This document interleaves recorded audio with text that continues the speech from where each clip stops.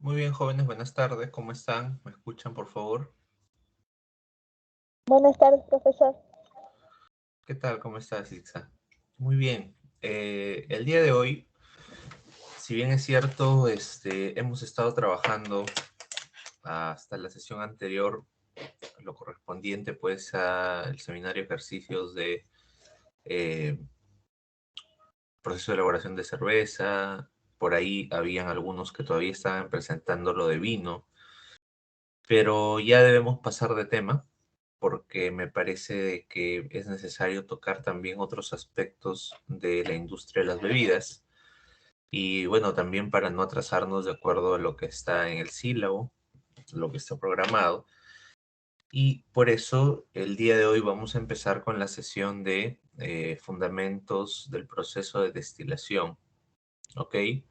El día de hoy vamos a ver de una manera muy general eh, cómo funciona la destilación, qué es la destilación y sobre todo, cuáles son estas etapas que normalmente existen en una destilación y que nosotros debemos conocer para poder hacer realmente un balance, ¿ok?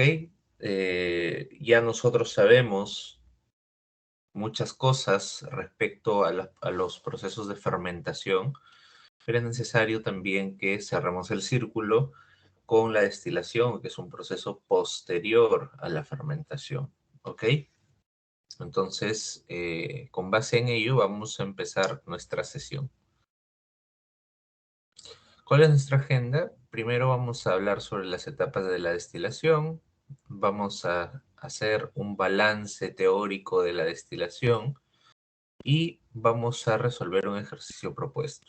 ¿De acuerdo? De hecho, ustedes van a resolver un ejercicio propuesto en función a la teoría que desarrollemos el día de hoy y también en función a los balances anteriores que ustedes ya han realizado. Ustedes ya saben cómo hacer un balance de materia. Entonces va a ser bastante más sencillo para ustedes comprender cómo es que se hace el balance en la destilación. Lo que sí me gustaría, por favor, es que por ser esta una parte teórica que vamos a desarrollar, presten bastante atención porque de esto va a depender mucho el desarrollo de las siguientes sesiones, ¿no? De las siguientes semanas, sobre todo. Entonces, vamos adelante.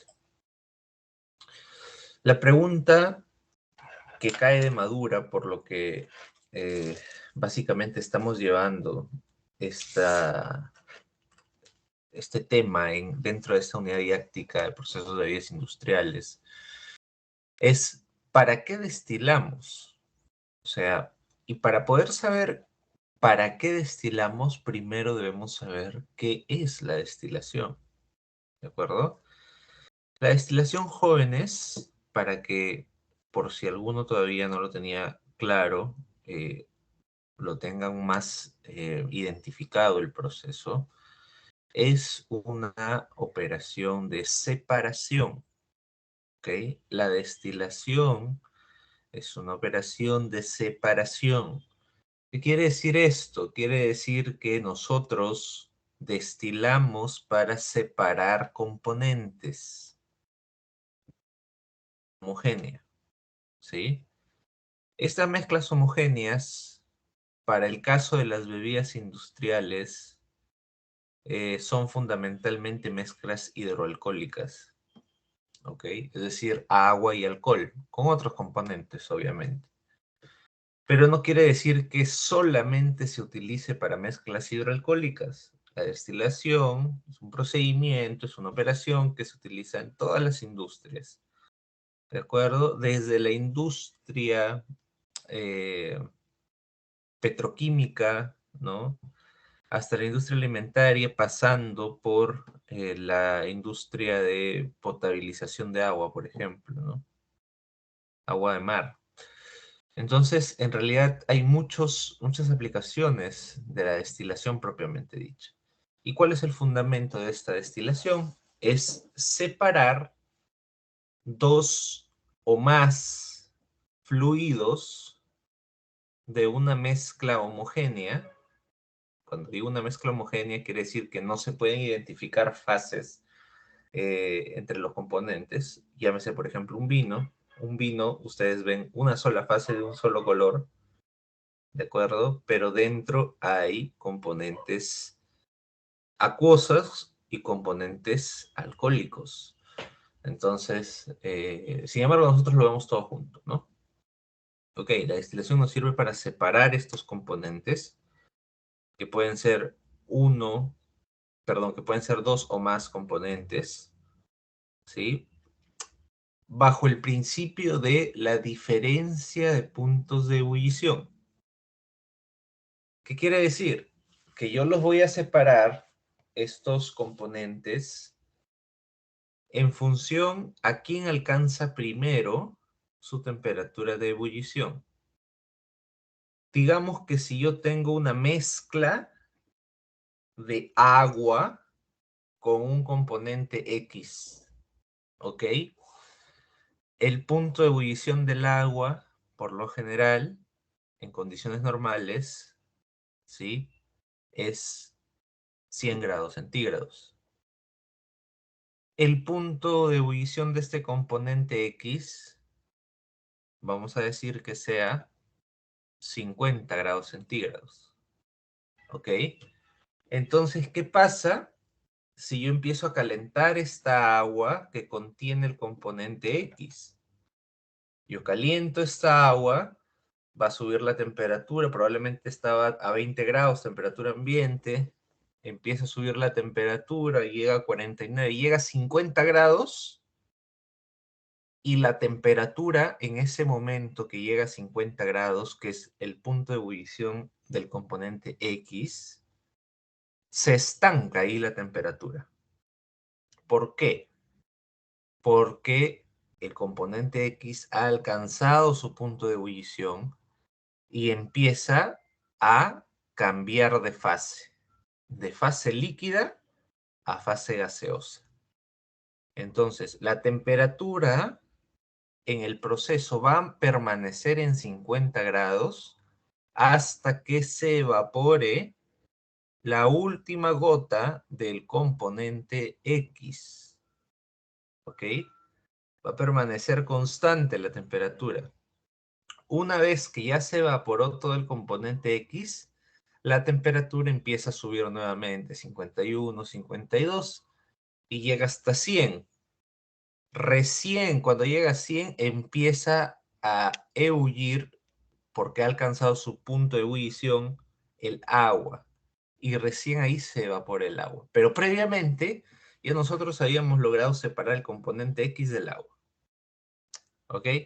Entonces, ese es más o menos el principio de la destilación.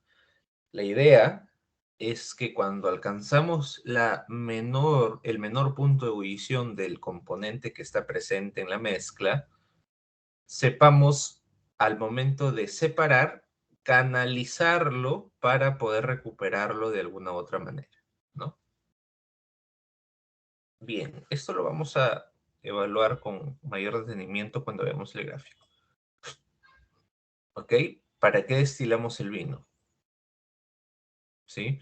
Miren, ustedes saben que el vino es una mezcla hidroalcohólica que contiene entre 10 y 15 grados Gay-Lussac, ¿sí?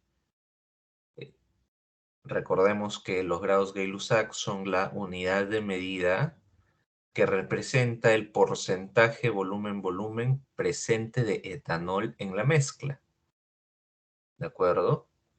Entonces, si nosotros decimos que tiene entre 10 y 15 grados Gay-Lussac, estamos aproximadamente diciendo que tiene entre 10 y 15% del volumen de contenido de etanol, este vino. ¿Ok? Entonces, ¿qué pasa? Que muchas veces nosotros necesitamos recuperar ese etanol de una manera más concentrada. ¿Por qué? Porque, bueno, pueden haber muchos fines en realidad, ¿no? Desde fines terapéuticos, ¿no?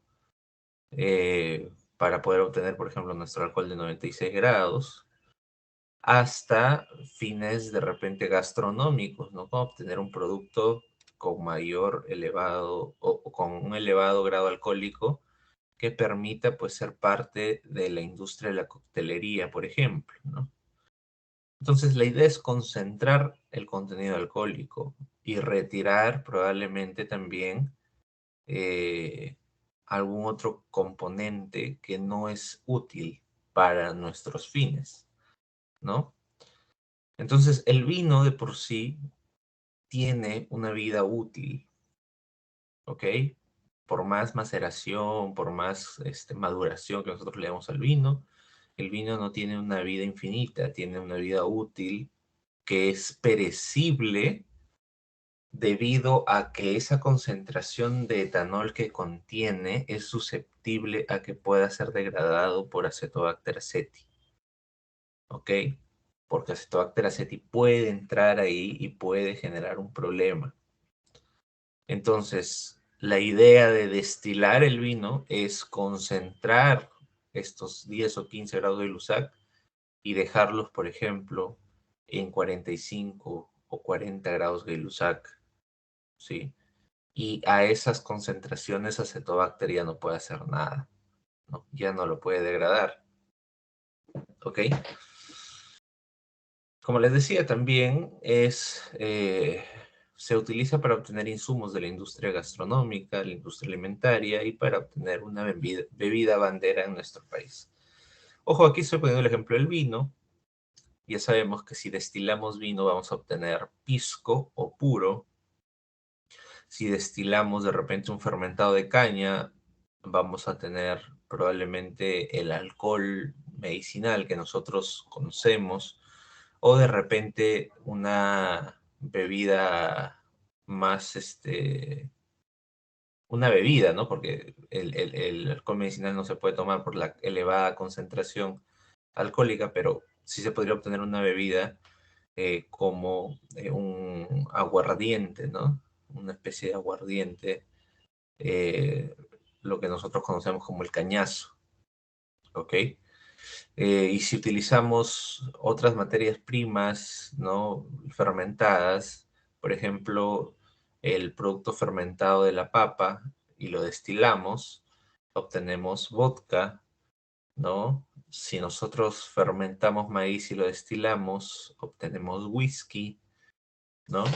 Y así, bueno, hay muchos otros productos que podemos destilar. Por ejemplo, hay una especie de cactus, ¿no? Que se consume mucho en la zona de México, que es el ágave.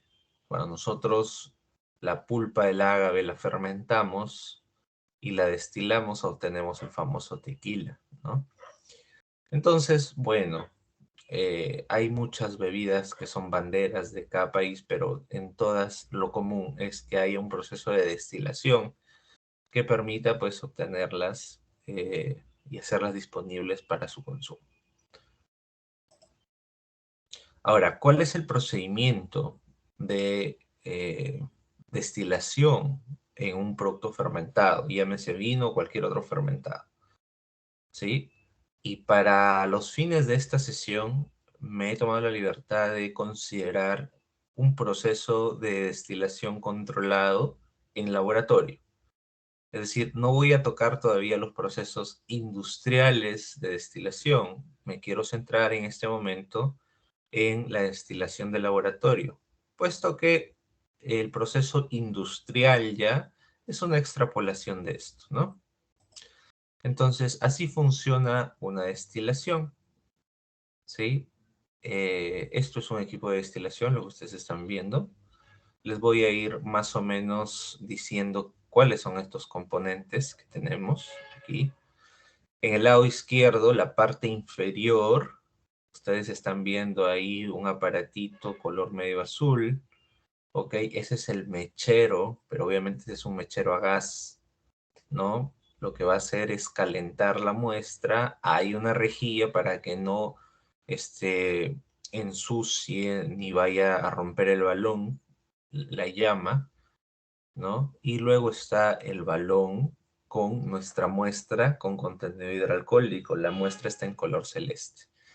Esto se calienta y obviamente la temperatura va a ir subiendo hasta alcanzar el primer punto de ebullición, es decir, de los componentes que estén presentes en el balón, el que tenga menor punto de ebullición va a empezar a evaporarse primero, ¿ok?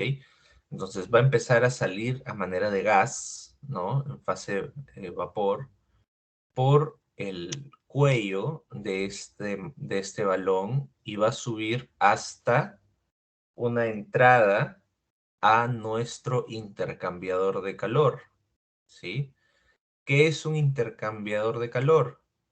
Un intercambiador de calor no es otra cosa que un dispositivo que nos permite en una dirección circular un fluido caliente y en la dirección contraria circular un fluido frío.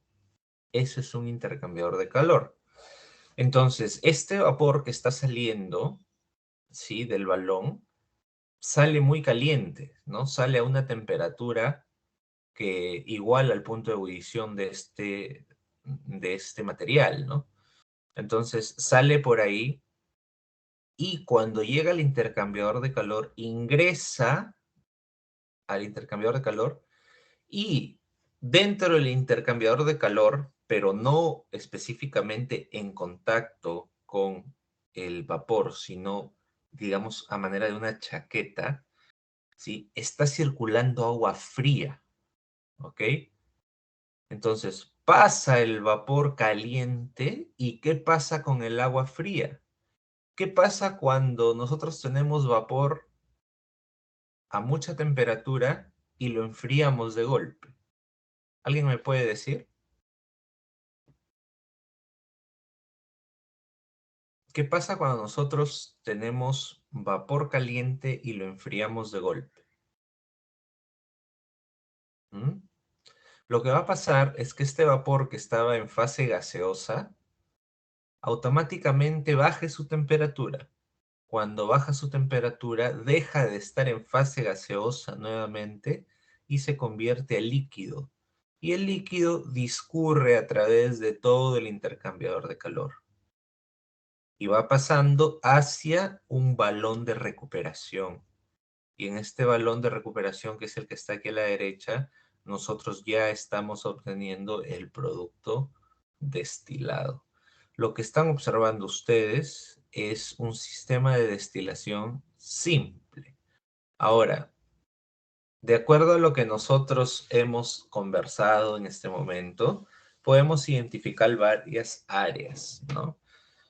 En primera vez, digamos, como primera etapa del proceso de destilación, vamos a identificar una etapa A, ¿no? Que es la zona caliente, donde nosotros estamos inyectando energía a nuestra muestra para poder evaporarla y llevarla hasta una etapa B, en donde todo está súper caliente, hay un termómetro ahí y está en fase gaseosa, ¿no? Esta fase gaseosa va a buscar una ruta de escape y hacia arriba no la va a encontrar, la va a encontrar hacia la derecha, ¿no? Entonces, cuando ingresa este vapor caliente, vamos a identificar otra fase, que es la fase C, ¿sí?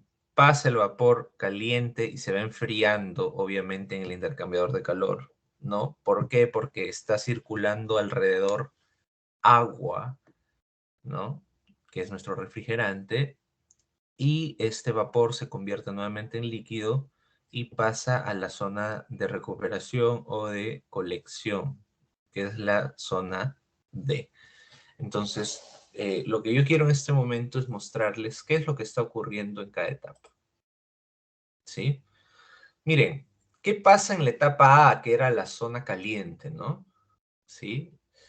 Entonces, lo que está pasando es que si nosotros tenemos, por ejemplo, una mezcla hidroalcohólica, eh, un vino, por ejemplo, ¿no? O agua con etanol nada más, para no complicarnos. Puede ser un vino también, pero una mezcla hidroalcohólica en general, ¿ya? Entonces, cuando nosotros empezamos el calentamiento, no pasa nada, simplemente la mezcla está ganando calor, ¿sí?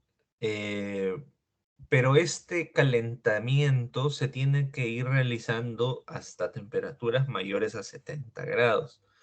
Ya cuando está a temperaturas mayores de 70 grados, ya se empieza a notar agitación en el producto, ¿ok? A 70 grados, jóvenes, si hablamos de un vino, por ejemplo, a 70 grados ya, se van a empezar a notar, ojo, se van a empezar a notar algunos vapores, ¿no? ¿Qué son estos vapores? Son componentes de cabeza, así se les llama, o también considerados como productos ligeros. Es decir, son otros compuestos distintos al etanol que tienen un menor punto de ebullición que el etanol. Entonces, estos salen primero, ¿no? Muchas veces estos componentes son los componentes aromáticos del vino, pero también suelen ser los componentes que, por ejemplo, cuando hay una toma excesiva de ellos, generan pues mucho malestar al consumidor, ¿no? La famosa resaca. Ok, estos componentes de cabeza y después cuando ya termina la destilación de cola son aquellos que generan pues las famosas resacas, ¿no? Entonces, los componentes de cabeza ligeros salen primero, ¿sí? Nosotros somos libres de poder recuperar estos componentes de cabeza, ¿sí? Porque igual, cuando van a pasar por el sistema de enfriamiento, también se van a volver nuevamente líquidos y van a salir, lo podemos colectar. Pero obviamente, pues, si nosotros incorporamos el destilado, incluyendo la cabeza, lo que vamos a lograr es tener un destilado de baja calidad. Lo mejor sería que lo separemos y le demos otro uso, ¿ok? Una vez que han salido todos los ligeros, va a seguir subiendo la temperatura hasta llegar aproximadamente a 78.5 grados, que es la temperatura de ebullición del etanol, ¿ok? A esa temperatura el etanol cambia de fase y se empieza a volatilizar, es decir, se convierte en vapor. La temperatura cuando llega a 78.5 en promedio se planta, no avanza más hasta que salga todo el etanol, ¿ok? Esto es en un experimento controlado, ¿ok? En un experimento controlado. Obviamente, pues si nosotros eh, no hacemos un experimento controlado, lo que vamos a lograr es que la temperatura sí incremente más y que salga todo junto, ¿no? Que es, por ejemplo, llegue de golpe a 100 grados, ¿no? Y mientras está saliendo el etanol, también está saliendo el vapor de agua y no completamos el fin, ¿no? Eso sucede, por ejemplo, cuando el calentamiento es excesivo, ¿no? Imagínense ustedes tener un baloncito así, pues, y ponerle una cocina industrial alrededor, ¿no? Eso va a generar un problema ahí, inclusive va a generar que el exceso de generación de vapor y espuma dentro del balón haga que se reviente, ¿no? Va a haber mucha presión interna. Entonces, eso, la destilación no se maneja así, la destilación se maneja gradualmente, ¿ok? Justamente la idea es aprovechar la diferencia de puntos de ebullición. Entonces, nosotros seguimos calentando gradualmente, llegamos a 78.5, no aumentamos el calor, seguimos inyectando siempre lo mismo, pero lo que va a pasar es que a 78.5 grados la temperatura se va a mantener, ¿sí? Se va a mantener hasta que salga todo el etanol, o por lo menos la gran mayoría de él, ¿no? Eso es lo que pasa en la etapa A, que es la etapa caliente, ¿no? ¿Qué pasa en la etapa B? La cabeza de destilación está digamos, en fase vapor, ¿no? Am, el equipo de destilación concentra cantidades crecientes de vapor saturado de etanol. ¿Qué quiere decir esto? Quiere decir que obviamente en primer lugar han salido los alcoholes de cabeza, ¿sí? Pero ya cuando estamos a 78,5 ya nosotros debemos dejar de recolectar cabeza y poner ya para producto, ¿no? Para producto útil. Eh, otro balón de recuperación distinto, ¿no? Y ahí lo que va a pasar es que en esta zona que dice cabeza de destilación, se van a concentrar muchos vapores que principalmente van a ser etanol saturado. ¿Qué quiere decir saturado? ¿No? Que la zona está repleta de este etanol y hay una gran presión, ¿ok? Hay una gran presión. Quiere decir que este etanol ha alcanzado su punto de ebullición y está sumamente disperso en cuanto a vapor, ¿sí? Entonces, este etanol está en estado gaseoso y al estar atrapado y no poder salir hacia arriba, tiene que continuar su curso hacia el lado derecho. ¿Por qué no le damos una salida por la parte superior? Bueno, hay sistemas que sí lo permiten, que son los famosos sistemas tipo cuello de ganso, pero en este caso se toma como un punto de rectificación. O sea, ¿qué pasa cuando el vapor sube hasta la parte del termómetro, la parte de arriba, y no encuentra salida, ¿no? Esos vapores más volátiles se van a quedar ahí atrapados y van a generar una especie de colchón que haga que el etanol puro pase hacia la derecha, ¿sí? Entonces, bueno, cada sistema tiene su propia razón por qué se hace todo, por qué se diseña así el proceso, ¿no? Entonces, el etanol en estado gaseoso, al estar atrapado, continúa su curso a través del sistema de destilación. ¿Ok? Esto es lo que pasa en la etapa B. En la etapa C, que ya es la parte de refrigeración, ¿sí? O básicamente de condensación, ah, el vapor caliente, ¿sí? Que ha venido de la etapa B, está aproximadamente a 78,5 grados o más, ¿no? Está a más temperatura. Entonces lo que nosotros hacemos es, por la parte inferior ingresamos agua y obviamente por la parte superior le damos una salida al agua, de tal manera de que conforme vaya ingresando el vapor vaya teniendo contacto indirecto, porque obviamente esto está sellado, no se mezcla nunca el etanol con el agua, pero sí hay una especie de pared delgada que permite que, si bien es cierto, no haya migración de componentes, pero sí haya migración de calor. Entonces, el agua fría recibe el calor del vapor y el vapor, obviamente, se enfría, ¿no? Se enfría y cuando baja su temperatura a menos de 78,5 grados, lo que ocurre es que se convierte en líquido, ¿no? Condensa y se convierte en líquido.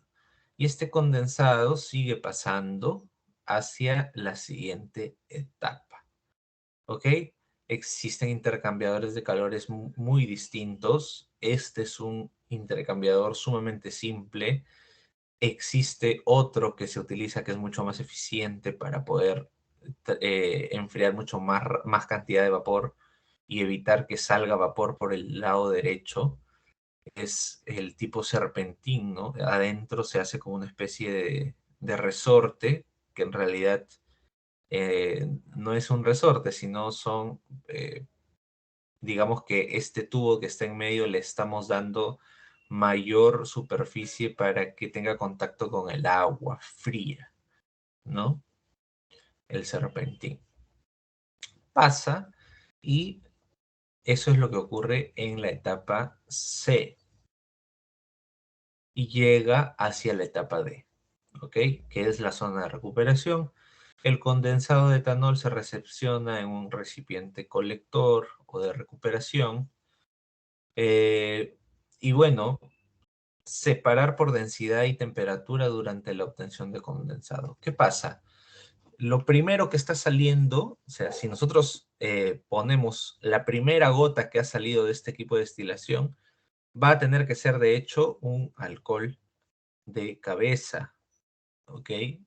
Un alcohol no adecuado para consumo humano. Entonces, la pregunta es, ¿hasta cuándo sale ese alcohol de cabeza? Bueno, hay varias técnicas para poder separar. Una es volumétrica, es decir, calcular más o menos el 10%, ¿no? Del volumen total que se espera obtener de etanol, y eso es aproximadamente el volumen que yo tengo que separar, porque eso es cabeza, ¿ok? Pero las técnicas más adecuadas son utilizar un alcoholímetro, ¿no? Para medir la densidad de este producto y la temperatura aproximada a la que está saliendo. Con esa información yo puedo determinar, ok, desde aquí hasta acá eso es alcohol de cabeza y a partir de esta densidad para adelante es ya el cuerpo del destilado, que es lo que yo realmente necesito, el cuerpo del destilado, y luego ya cuando el destilado ha salido en su mayoría y empieza nuevamente a subir la temperatura, ok, ya eso es alcoholes de cola, ¿no? Entonces, en el destilado nosotros vamos a identificar tres cosas, ¿no? Cabeza, cuerpo y cola, ¿sí? Eh, es decir, eso es en el destilado. Cuando ya salió la cabeza, el cuerpo y la cola, en el lado del balón de calentamiento, o sea, donde nosotros hemos calentado inicialmente, al lado izquierdo, eh, va a quedar algunas trazas de alcohol todavía, ¿sí? Pero son mínimas realmente. ¿Por qué? Porque existe en los procesos industriales algo que se llama masas azeotrópicas.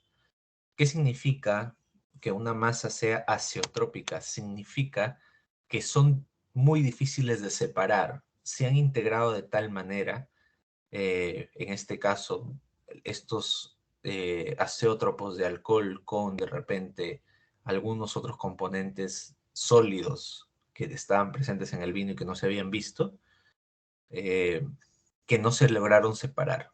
Pero ese es un porcentaje menor realmente, ¿no? Pero de todas maneras va a quedar eso, ¿no? ¿Qué suele quedar también? Bueno, suele quedar partículas sólidas después de haber hecho toda la destilación, ¿no? Y también, pues, agua, ¿no? Agua, bastante agua queda. Entonces es una mezcla hidroalcohólica muy empobrecida la que les queda al lado izquierdo. Y lo principal está en el matraz ya colector o de recuperación. ¿Ok? Entonces esas son las fases que se deben, o más bien esas son las etapas que se ven en el proceso de destilación. ¿Sí? Ahora la pregunta es, ¿cómo hacemos el balance? Bueno, debemos tener en cuenta que vamos a tener entradas y vamos a tener salidas, ¿ok? Las entradas va a ser básicamente la mezcla hidroalcohólica. Para el caso de estudio de nosotros, el vino. Y como salidas vamos a tener la cabeza del destilado, la cola, el destilado propiamente dicho y los residuos empobrecidos que quedaron aquí en el matraz que está en el lugar A. O sea, al final, cuando ya apagamos la hornilla, se acabó el proceso de destilación, vamos a tener esas salidas, ¿no? Entonces, repito, las entradas son básicamente una, el vino, ¿sí? Esa es la entrada. La salida del proceso va a ser el destilado útil o el cuerpo del destilado, como gusten, la cabeza, la cola y los residuos empobrecidos que quedaron todavía presentes en el matraz A. ¿Ok? La cabeza, cuerpo y cola salen por la zona D. Los residuos empobrecidos se quedan en la zona A. ¿Ok? Eso hay que tenerlo muy claro, pero igual siguen siendo salidas del proceso, porque ya aquí el proceso terminó. ¿Listo? Muy bien. Las entradas, como les dije, es la solución hidroalcohólica principalmente, ¿no? Es una mezcla homogénea que dentro de sus componentes principales se encuentran el etanol y el agua. Eso es para el caso de estudio de nosotros, porque en otros casos, de repente, no está separando agua con alcohol, está separando agua con otro componente. Para el caso de estudio de nosotros es agua con alcohol, ¿ok? Presente en una mezcla homogénea que puede contener también otras cosas, ¿no? Por ejemplo, el vino. Ah, la compresión hidroalcohólica no permite un balance volumétrico, pero sí balancear concentraciones de entrada y de salida. ¿Qué quiere decir esto? Quiere decir que nosotros no podemos decir en este caso, así con toda certeza, por ejemplo, si yo tengo eh, 1 litro de agua y tengo 1 litro de etanol de 96 y yo los mezclo, según la teoría, me dice que la suma de estos dos volúmenes no es 2 litros, es menos de 2 litros, porque existe un fenómeno que se conoce como compresión hidroalcohólica, ¿ok? En donde no podemos sumar específicamente los volúmenes, porque cuando se mezcla agua con alcohol, tiende el líquido a comprimirse un poquito. Ahora, esta compresión por lo general es despreciable en cantidades pequeñas, o sea, es muy pequeñito, ¿no? Pero en producciones grandes puede hacer la diferencia, ¿no? Entonces, para poder eliminar el problema de la compresión hidroalcohólica, los balances se suelen hacer en función a las concentraciones de entrada y de salida. Es decir, la concentración de entrada es X sub E, la concentración de salida es X sub S. ¿Ok? Tener en cuenta que la separación se da debido a la diferencia de puntos de ebullición. ¿Ok? Entonces, eh, esos son los aspectos que nosotros debemos tener en cuenta en cuanto a las entradas, específicamente a el vino que nosotros vamos a trabajar. ¿Ok? Vamos viendo las salidas. ¿Ok? La salida principal, que es conocida como el cuerpo del destilado, es básicamente una mezcla también de agua y etanola. O sea, no es que te sale el etanol purito, te sale etanol arrastrando agua. Pero ¿qué ocurre? Ocurre que la cantidad de etanol que está disuelta en esa nueva agua es mucho más elevada que la que tenías inicialmente, ¿no?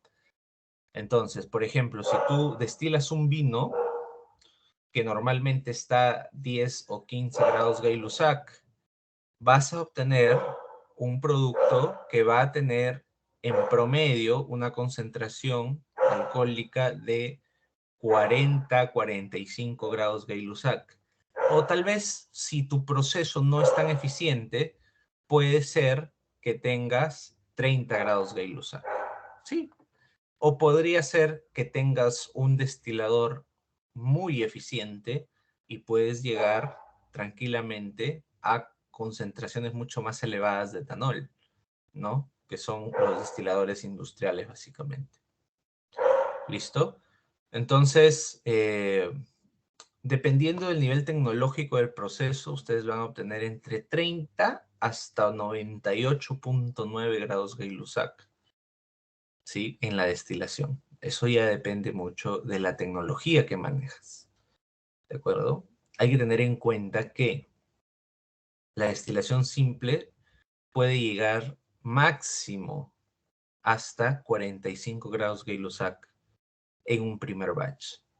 Pero ustedes son libres de estos 45 grados Gay-Lussac volverlos a destilar. Y es ahí donde entran los conceptos de bidestilación, tridestilación. Si ustedes se fijan en uno de los productos más caros destilados que existen en el mercado, que es el whisky Johnny Walker etiqueta azul. Este es un whisky tridestilado. Se destila 3 veces para poder obtener pues una pureza en el etanol presente en la mezcla muy elevada, ¿no? Muy elevada. Ojo, está a 40 grados de Ilusac, me parece, ese whisky, pero igual se destila 3 veces, no buscando concentración alcohólica, buscando pureza de componentes. Eso es lo que buscan ellos. Entonces, ¿eso qué quiere decir? Quiere decir que nosotros, en nuestro proceso de destilación, podemos tener varias, digamos, situaciones que podríamos buscar, ¿no?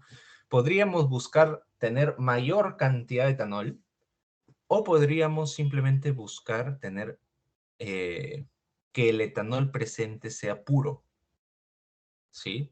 Sea puro y que no tenga otros componentes de cabeza y cola.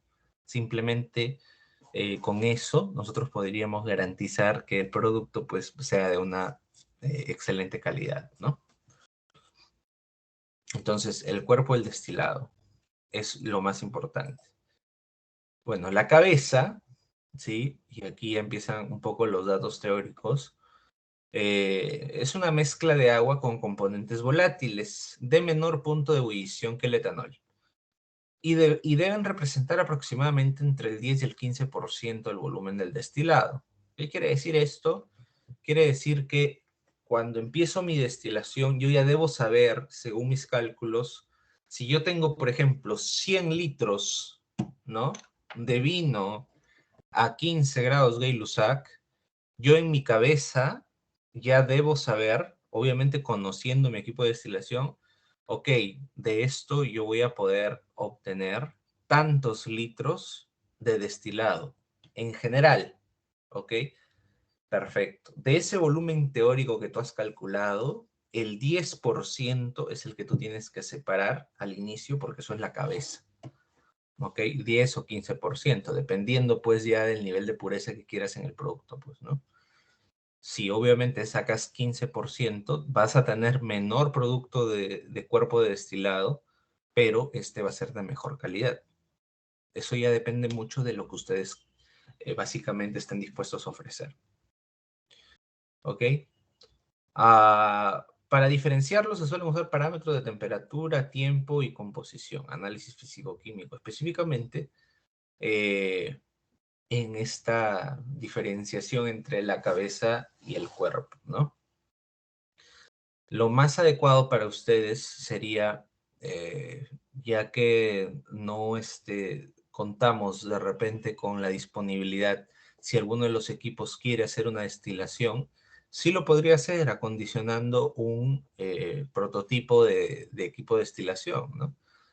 Podría ser una olla a presión o una tetera conectada con una tubería de cobre que esté sumergida en el agua y que tenga una salida en una zona seca para poder recepcionar ahí el producto. O sea, ¿podrían ustedes crear su prototipo? Sí, pero no podrían de repente tener eh, el dato exacto de en qué momento cortar la destilación de cabeza al cuerpo.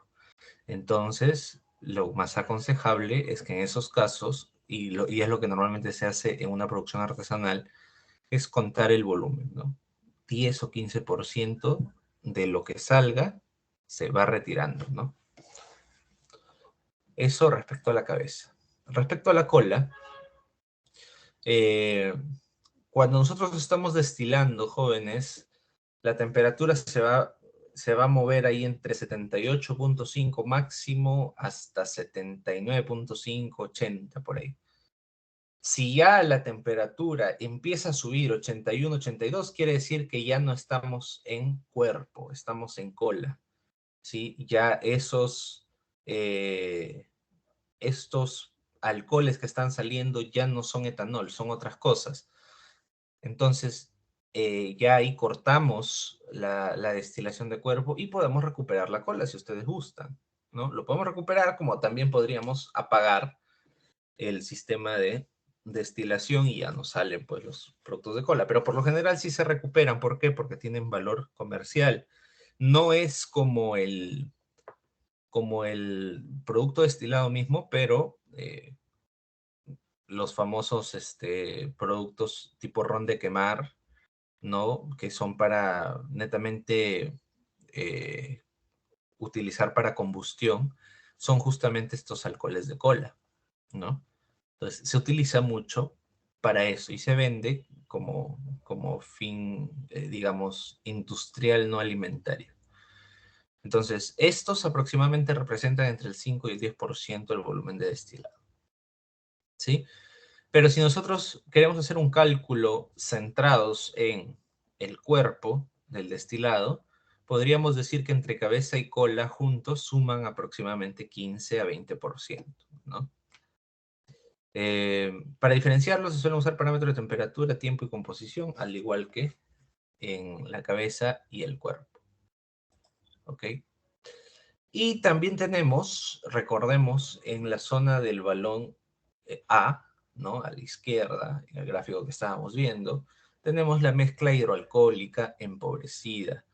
Recordemos que aquí van a haber algunas trazas, una masa azeotrópica de etanol y componentes no volátiles que se quedaron en el balón, ¿ok? Y esto pues suele contener un 1 hasta 5% de alcohol dependiendo del sistema de destilación. ¿De acuerdo? Entonces, igual lo consideramos en el balance porque literalmente aquí todo suma. ¿Ok? Entonces, ¿cómo queda el balance? Es así, bastante sencillo. Las entradas, lo que vamos a balancear es básicamente el contenido alcohólico, ¿sí?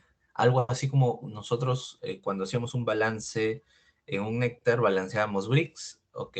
Cuando hacíamos en en productos fermentados, balanceábamos Brix también para poder determinar cuál va a ser aproximadamente lo que va a salir. Perfecto. En este caso, nosotros vamos a balancear contenido alcohólico, ¿ok? Entonces, el alcohol en el vino debe ser igual, ¿sí? A la suma del alcohol de cabeza más el destilado más la cola más el alcohol presente en la mezcla empobrecida. ¿Ok? Entonces, el alcohol en el vino, ¿cómo lo vamos a calcular? Es el volumen del vino por la composición de alcohol dentro del vino, es decir, los grados Gay-Lussac dentro del vino. Esto va a ser igual a ¿qué? Al volumen del destilado obtenido por la concentración alcohólica en el destilado, más cabeza y cola, les dije, suman un 15% del volumen de destilado, por, obviamente, la graduación alcohólica que tenga, pues, esta cabeza y cola, ¿no? Y esto más el 5%, vamos a asumir en el peor de los casos, del volumen del destilado, que sea la mezcla empobrecida que les quedó en el balón A, ¿sí? Por el grado alcohólico presente, ¿no? Entonces, el balance queda de esta manera y para poder entenderlo mejor, quiero primero que ustedes me hagan sus preguntas, por favor. ¿Hay alguna duda respecto a esto hasta el momento? Si se dan cuenta, el balance es cuestión de entenderlo con algún ejercicio, ¿no? Que es justamente lo que vamos a hacer el día de hoy. El día de hoy yo les voy a dar un ejercicio y ustedes van a intentar desarrollarlo, ¿sí? Y quienes lo logren me lo van a enviar por WhatsApp para poder considerarle su participación, pero también pueden hacerme preguntas y consultas respecto a este ejercicio. ¿Cuál es el ejercicio? Lo que ustedes están viendo en pantalla, por favor, señorita delegada, no sé si está presente, me parece que sí. Tome una captura de este ejercicio propuesto y colóquelo en el grupo porque este ejercicio es un ejercicio optativo para los que quieran sumar algunos puntos en esta sesión, ¿ok? Todos deben intentar desarrollarlo, ¿sí? La idea es de que si gustan se puedan agrupar, ustedes tienen sus propios grupos, para desarrollar este ejercicio y si surgiera alguna duda, me la hagan saber en estos momentos. O sea, estamos hablando de que son 4:22. que traten de desarrollar el ejercicio hasta las 5 de la tarde y en ese lapso me puedan pedir de repente algún apoyo.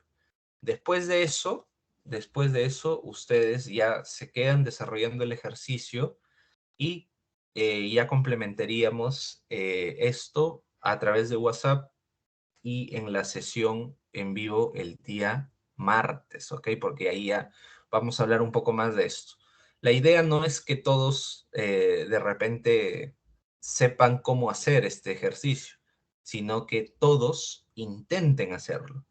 Igual el martes lo vamos a desarrollar, vamos a ver cuáles eran las aristas presentes, ¿ok? Pero si logran hacerlo antes, mucho mejor, porque ya ustedes tienen el conocimiento de cómo es que se trabajan este tipo de balances. ¿Listo? ¿Preguntas, jóvenes?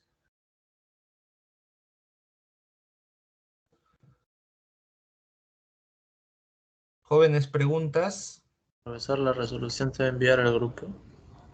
En cada uno de sus grupos, sí, en cada uno de sus grupos, por favor. ¿Ya? En cada uno de sus grupos, para que todos los grupos trabajen, ¿ok?